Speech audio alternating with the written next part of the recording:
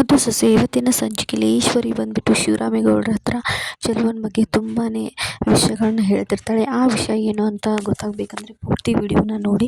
ಏನಾಗುತ್ತೆ ಅಂತಂದರೆ, ಚೆಲುವ ಶಿವರಾಮೇಗೌಡರ ಹೆಸರು ಹೇಳ್ಬಿಟ್ಟು ಲಂಚ ತೊಗೊಂಡಿದ್ದು, ನಿಮಗೆ ನಮ್ಮ ಬೀಗರ ಕಡೆಯಿಂದ ನಿಮ್ಗೆ ಆ ಕೆಲಸ ಮಾಡಿಸ್ಕೊಡ್ತೀನಿ, ಈ ಕೆಲಸ ಮಾಡಿಸ್ಕೊಡ್ತೀನಿ ಅಂತ ದುಡ್ಡು ಇಸ್ಕೊಂಡಿರೋ ವಿಷಯ ಈಶ್ವರಿಗೆ ಗೊತ್ತಾಗಿರುತ್ತೆ. ಅವಳು ಇದೇ ಒಳ್ಳೆಯ ಸಮಯ ಅಂತ ಹೇಳ್ಬಿಟ್ಟು ಇದು ಬಂದ ವಿಷಯನೆಲ್ಲ ಅದಕ್ಕೆ ಇನ್ನೊಂದೆರಡು ಸೇರಿಸ್ಬಿಟ್ಟು ಮನೆಯಲ್ಲಿ ಬಂದು ಎಲ್ಲ ಹೇಳ್ತಿರ್ತಾಳೆ.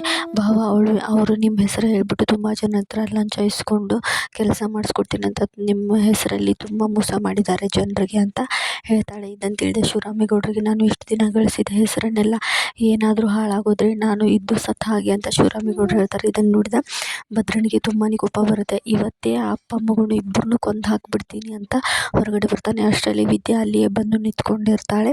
ಹಾಗೆ ಅವ್ರ ಮನೆಯವರೆಲ್ಲರೂ ಬಂದಿರ್ತಾರೆ ಕೂಡ. ಇವಳನ್ನ ಮಾತ್ರ ನಾನು ಸುಮ್ಮನೆ ಬಿಡಲ್ಲ ಅಂತ ಹೇಳ್ಬಿಟ್ಟು ಅವಳು ಕುತ್ತಿಗೆಗೆ ಕೊಡ್ಲಿನ ಇಡ್ತಾನೆ. ಅಷ್ಟರಲ್ಲಿ ಶಿವರಾಮೇಗೌಡರು ಬಂದುಬಿಟ್ಟು ಅವನನ್ನು ತಡೀತಾರೆ.